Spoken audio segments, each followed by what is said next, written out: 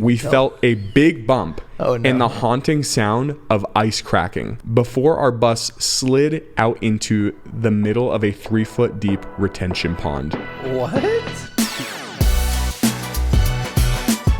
What's up, everybody? Welcome back to another episode of Youth Group Chronicles. Joining me here on the show, I have Pastor Timmy Stern. Welcome to the podcast, bro. Hey, what's going on? Welcome. All right. So, like last time, we talked about youth ministry fails and some crazy stories, so I have some more of those. Yeah. Mary said... Mary, what's up, girl? She said, we were headed to bowling after our evening service during our winter retreat. Good. We had about 50 kids on the charter bus and no bus driver.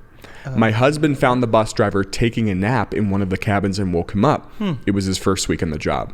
Okay. He comes running to the bus all disheveled and gets the bus underway to the bowling alley. Well, we never made it to the bowling alley that night because after the driver missed the turn into the bowling alley parking lot, he attempted to turn around in what appeared to be a large open parking lot behind a local McDonald's. We were driving along anticipating a fun night of strikes and gutter balls when all of a sudden we felt a big bump and the haunting sound of ice cracking before our bus slid out into the middle of a 3-foot deep retention pond. What? He must have thought it was like a parking lot or something and backed onto a pond, and then just the bus fell through into the water. Oh my goodness. At that moment, the driver yelled for the whole bus of youth group students to hear, "Oh, bleep."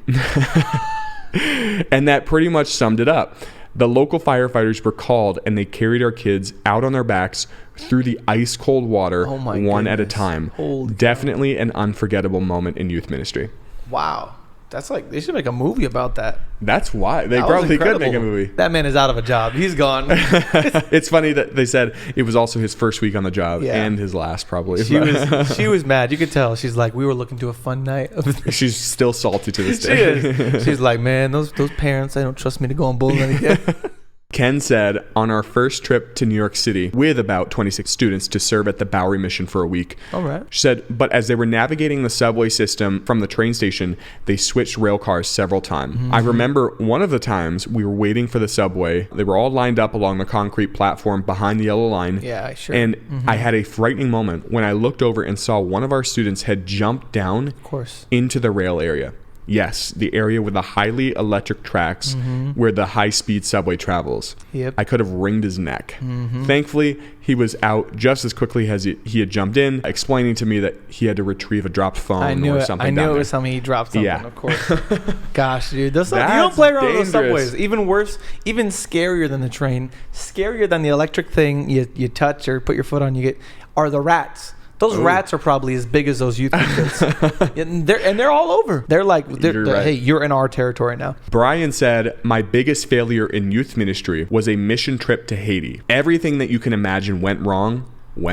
He said it all started when we left home and caught a flight to Haiti. We had a layover in Miami, but because the flights were delayed, we missed our flight from Miami to Haiti and had to spend the night in a hotel. Okay. It's like several hours until we finally get to the hotel, and we're only able to spend 3 hours sleeping. Of course. Because we have to be back at the airport soon. We finally arrive in Haiti. We had the worst case of bed bugs every single night.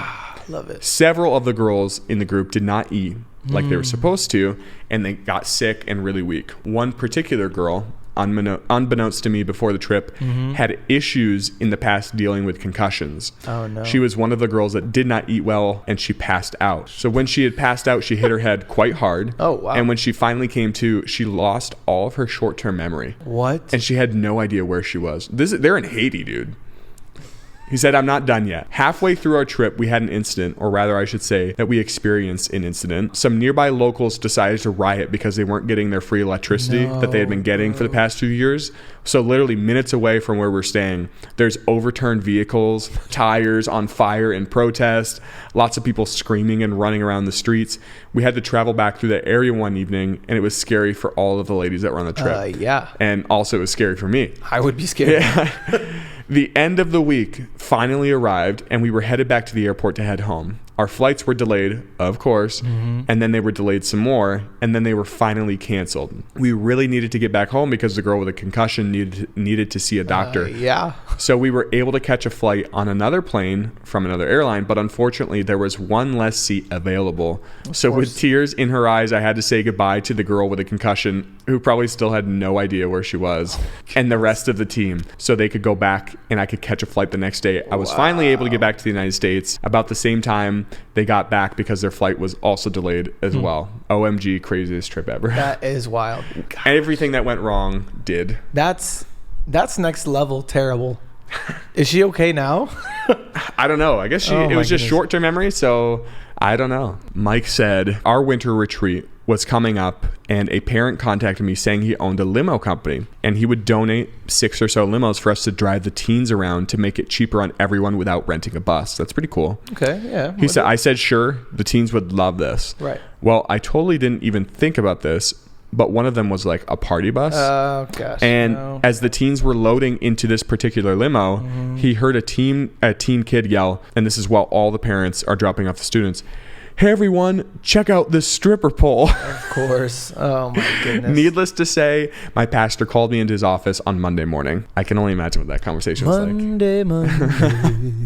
Steven said, our first high school guys island camping trip. Okay. 6:30 a.m. Good culmination of words. Everyone is barely awake with airsoft guns sitting around from late night rounds. So I guess it was like an airsoft trip. Okay. So they were playing out in the woods on this island. Yeah. A flock of birds were wading in the water and someone gets the idea of having target practice because that's what guys do, of course. Who would have thought that an airsoft gun could knock the wing off a bird? We had to take care of the bird after that, and I had to make a lot of parent phone calls that night. Not a proud moment. So they shot a wing off a bird? Pause. I want to know what taking care of the bird means. Right. I'm like nursing it back to life or finishing it off. Yeah, we had to take care of it. Or, we had to take care of it. Yes, I want to know the tone of that sentence. Liam Neeson, I took care of the bird. It's like, no, that bird's dead. Yeah, he's gone. Oh, man. Jason said, it was my first month in youth ministry and I had a 1-month-old baby boy. Okay. He was needing his diaper changed, so I went to the classroom next to where our teens were meeting to change him. When I walked in, I saw a couple of teens making out in the corner. Oh. In shock, I simply replied, I'm sorry, and walked back right out. It hit me a few seconds later that I should probably put a stop to that because I'm the youth leader. He said, I'm sorry. When I returned, they were gone. My wife and staff still don't let me forget that. No way. You pull up on somebody. Oh, I'm sorry. No, that's my bad. I mean, that would be my first instinct too. And then he realizes like, oh, that was like 2 14-year-olds. My bad. Like, no, okay, wait, no, you're sorry. No. And then they were gone. They went out, like they slipped out the back. Yeah, I wonder if he knew who they were, or if he just like. Maybe he never knew who they were to this day, and just he's like never seen them before. They're just like 2 homeless people just making out in his church. Like, oh, sorry, gosh, sorry about that. That reminds me. There's a story at camp. We're shutting down. It's the end of the night. We had the service. They had playing games afterwards, right? Telling all the kids go to bed. Lights out. It's like 11 o'clock. Everybody's pretty much to their dorms, and then out of the woods, this couple just emerges and they start walking up, and we're like. What are you guys doing? And of course, dude, this smart aleck kid, he said, "Oh, we're doing devotions." From that night on, we were like drilling them. We're like, make sure there's no devotions in the dark. And we're like making songs. They're just like, let's think of the most spiritual thing. Literally, we can say. He's like, yeah, we're just laying hands on each other, having devotions. Yeah, definitely laying hands. Tiffany said, at the end of a weekend rafting trip, I reached back into my pocket for the van key to head home. Oh, gosh. Only to find out the key wasn't there. Mm-mm. The kids searched all over the state park where we had spent the weekend, at the lake, in the field, in the tents, luggage, everywhere. After realizing the key was gone, I called the church and someone met a leader an hour and a half away with a key. Wow. This added 3 more hours to our trip and yielded some very bored youth since their phones had all died at that point. Mm-hmm. Solution, I now carry a copy of that van key in my wallet at all times. There you go. Unless you lose the wallet, then... I want to know if, did she bring it on the raft? She had to have. That would be... Why, for one? I don't know. When you started the story, at the end of the rafting trip, I'm like, wow, they made it out. Congrats. Because, you already know, rafting trip, youth group, that's another one of those. It's just like, it's not going to go well. I've been on a couple rafting trips, and one...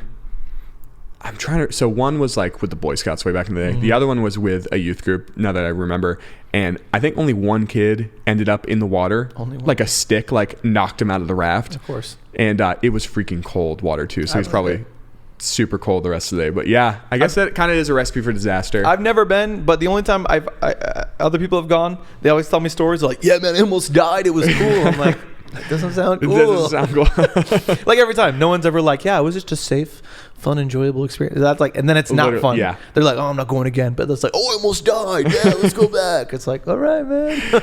Yes. Thankfully, we didn't almost die when we did it, but it sounds like they made it through as well. So. Usually in those situations, that's where you get like the bad kid and you're like, hey, we lost the keys. Do you happen to know anybody who maybe knows how to pick a lock and start a car or start hot the wire car? Yeah, hot wire. There you go. And then the kid's always every time he's like, oh, I think I can call my friends, see if they know how to do it. They know. You need some bad kids in your youth group. You got reason. That would have been a good time for the bad kids. Yeah, they are not doing enough outreach. They need some more outreach at the church. Do some outreach, bring them on the rafting trip, and you'll be fine next time you lose your keys. So this is wild. Jess said, I forgot to stipulate in a game of bigger and better with my students not to bring back anything alive. And for some context, that means like you trade something for something better. Oh, yeah. Okay. So I guess it was a youth group game. Yeah. She said it was such a rookie mistake. I wouldn't have thought about that.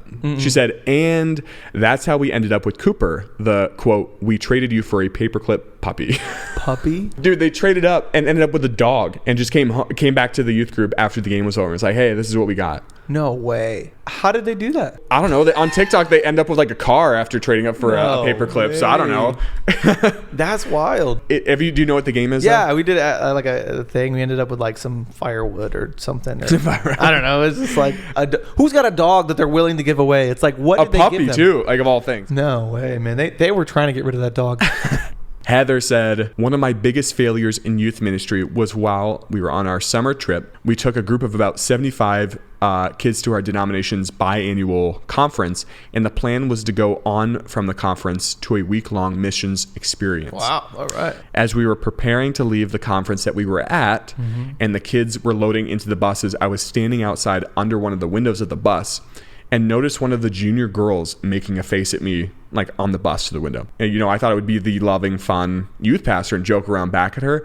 So I jumped up and smacked the window with my open hand in an attempt to scare the kid, but I accidentally broke her front tooth in half with the force that I smacked the window. To make matters worse, she was the worship arts pastor's daughter. Oh, big fail. Gosh, you broke the tooth in half. She must have like had her face smushed against the window, just making weird faces, and then you just...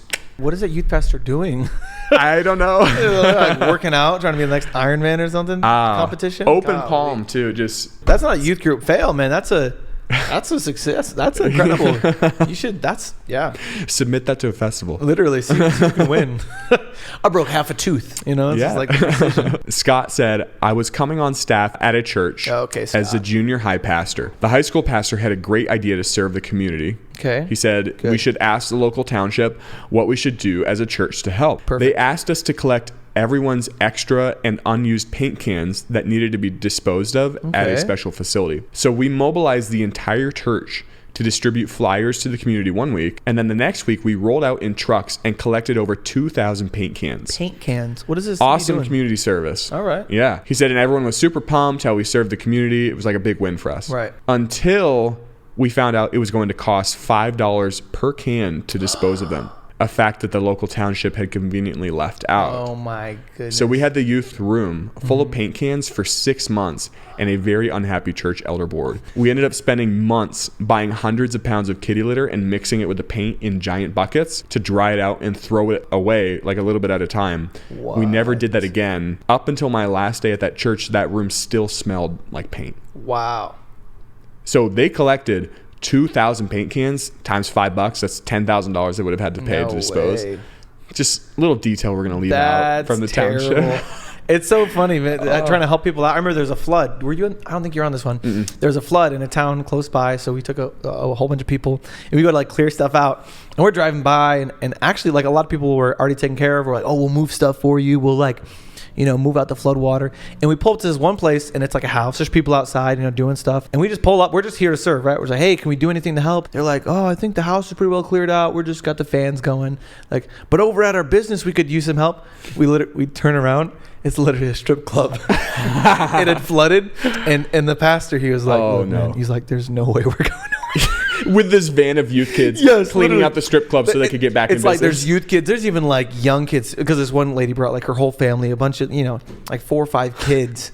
And the pastor was like, no, man. And so like he's trying to like word it nice to these people. It's like devastating. It's a flood, and this is their business. So like we get it, but we're like, man, maybe it's supposed to be a flood, my man. But he was like, yeah, we're just trying to help residential places, and we're not really businesses. working on commercial business. Literally, he's like making all these work. I'm like, wow, this guy doesn't get paid enough. Wow, he just danced around that one really well. Literally, we got in the car so quick and left, and I don't know if they were mad. They're kind of understood, but they were like, we could really use some help over there. And they're like talking, like behind the DJ booth. We're like, no, Lord. Strengthen your servant, Lord. There's no way. Oh my goodness. That was terrifying. It's good. Help the community, but you gotta have a game plan going, and you gotta know what you're going up against. Yes. A room full of paint. No way. Oh man. All right, man. That's it for the episode. Wow. Yeah, some wild stuff. But thanks again. Yeah. I know, like I said last episode, we're gonna have you on another one here soon. With that being said, if you have some crazy stories, send them in. You can email them to ygchronicles@gmail.com. We want to hear the crazy things that happen at youth group, so other people can know that they don't have it so bad. Come on. Right? Hallelujah. Yeah. That was encouraging. That was good. That's good. So Pastor Tim, thanks a lot, man. Thanks for having me. Yep. If you're listening to this, definitely check out our TikTok, Instagram. Check it out. Yeah. Give it a follow. Anyway, thanks a lot, everybody. See you next week. Hey, thanks for watching this episode of Youth Group Chronicles. If you have a story that you want to send into the show, we would love to hear it. You can email us at ygchronicles@gmail.com. Also, like, subscribe, and then make sure you turn on that notification bell so you're notified every time we drop a new episode. And then up here is a video that YouTube thinks that you're going to like, so definitely click on that and watch it. And thanks for watching this episode.